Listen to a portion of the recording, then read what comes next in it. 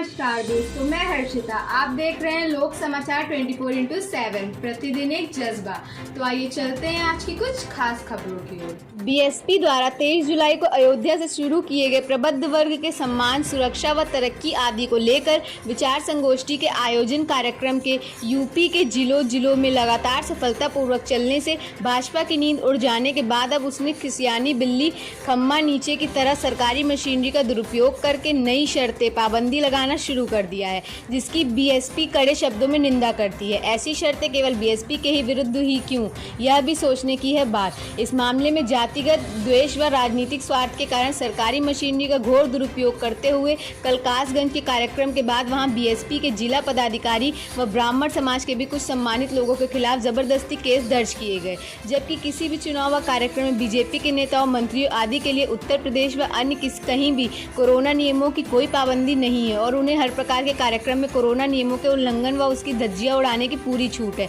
इस प्रकार कोरोना नियम का भी पूरे तौर तरीके से राजनीतिकरण करना अति निंदनीय। किंतु बीएसपी के प्रबुद्ध वर्ग का यह कौरवों ने अब तो रुकने वाला है, ना ही झुकने वाला है, बल्कि हर प्रकार के सरकारी अड़चनों, प्रताड़ना, शोषण व विरोध आदि का यह दलितों की तरह डटकर सामना करते हुए लगातार आगे बढ़ता ही रहेगा। यूपी सरकार की इस प्रकार की नई जातिवादी व द्वेषपूर्ण कार्रवाई आदि का सामना करते हुए यह कार्यक्रम न केवल आगे लगातार जारी रहेगा, बल्कि इसके स्वरूप को और ज़्यादा विस्तार प्रदान करने के लिए अब इसे गांव-गांव व घर-घर ले जाने की ब्राह्मण समाज से खास अपील भी करेगा और इसकी सही व जोरदार जवाब भाजपा को आगामी उत्तर प्रदेश विधानसभा आम चुनाव में जरूर देगा। बीएसपी के राष्ट्रीय अध्यक्ष, पूर्व सांसद व उत्तर प्रदेश के पूर्व मुख्यमंत्री सुश्री मायावती जी का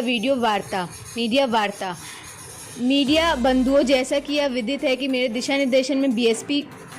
के राष्ट्रीय महासचिव व राज्यसभा सांसद श्री सतीश चंद्र मिश्र के नेतृत्व में बीएसपी द्वारा प्रबुद्ध वर्ग के सम्मान, सुरक्षा व तरक्की आदि को लेकर विचार संगोष्ठी के आयोजन कार्यक्रम यूपी के जिलों में लगातार सफलतापूर्वक चल रहे हैं। यह आयोजन कार्यक्रम पिछले महीने की 23 तारीख से खासकर ब्राह्मण समाज की धार्मिक भावनाओं को ध्यान में रखकर अयोध्या से शुरू किया गया है और इन आयोजनों की लगातार हो रही अपार सफलताओं की चर्चा पूरे देश भर की मीडिया में भी काफ़ी हो रही है, जिससे बीजेपी सहित अन्य सभी विरोधी पार्टियों की भी नींद उड़ी हुई है, जो इस संबंध में उनकी लगातार होने वाली क्रियाओं व प्रतिक्रियाओं आदि से साफ तौर पर औका व समझा जा सकता है और जिस पर प्रदेश की जनता व मीडिया की भी खास नज़र है। लेकिन बीएसपी के इस प्रबुद्ध वर्ग के सम्मेलनों की प्रयागराज, अम्बेडकर नगर, प्रतापगढ़, कासगंज, मथुरा व आगरा आदि जिलों में हुई भारी सफलता व प्रबुद्ध वर्ग की इसमें बड़ी जोशपूर्ण व जोरदार भागीदारी को भाजपा ने अपने लिए इस खतरे की घंटी मान लिया है। ऐसे लोगों में यह आम चर्चा है और ऐसा इसलिए भी यह प्रतीत हो रहा है कि क्योंकि अब उन्होंने इस कार्यक्रम के विरुद्ध खुलकर सरकारी मशीनरी का भी दुरुपयोग करना शुरू कर दिया है, जबकि बीएसपी द्वारा प्रबुद्ध वर्ग के हो रहे सम्मेलन सरकारी अनुमति आदि के बाद ही तथा कोरोना के सरकारी नियमों का भी पूरी तरह से पालन करके ही आयोजित किए जा रहे हैं। लेकिन अब भाजपा सरकार ने खिसियानी बिल्ली खम्मा नीचे की कहावत की तरह ही इसे हो रहे कार्यक्रम पर अब नई शर्तें व पाबंदी आदि लगाकर इसे बांधना शुरू कर दिया है। जैसे कार्यक्रम में इतनी संख्या से ज़्यादा लोग शामिल नहीं होने चाहिए, जिसकी बीएसपी कड़े शब्दों में निंदा भी करती है और ऐसी शर्तें केवल बीएसपी के ही विरुद्ध क्यों, यह भी सोचने की बात है। और इस मामले में केवल जातिगत द्वेष व राजनीतिक स्वार्थ के कारण ही सरकारी मशीनरी का घोर दुरुपयोग करते हुए कल कासगंज के कार्यक्रम के बाद वहां बीएसपी के जिला पदाधिकारी व ब्राह्मण समाज के भी कुछ सम्मानित लोगों के खिलाफ जबरदस्ती केस दर्ज कर लिए गए हैं। ऐसा वहां लोगों के यह कहना है कि ताकि पार्टी के लोगों का डराया व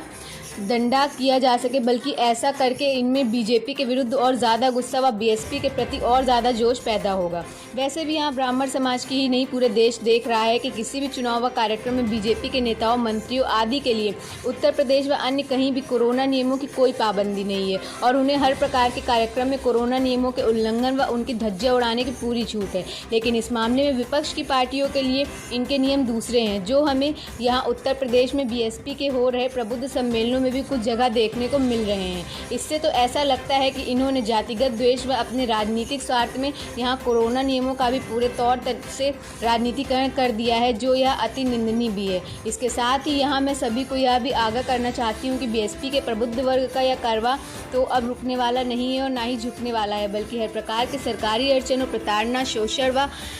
विरोध आदि का अब यह दलितों की तरह डांट कर सामना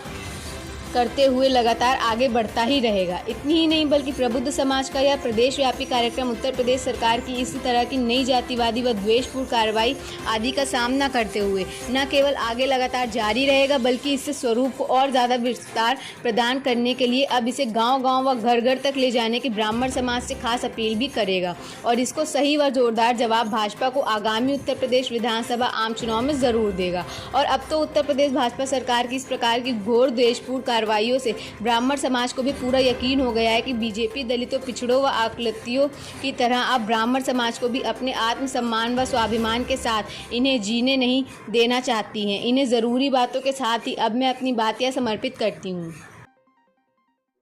ऐसी ही खास खबरों को देखने के लिए सब्सक्राइब करें हमारे चैनल को।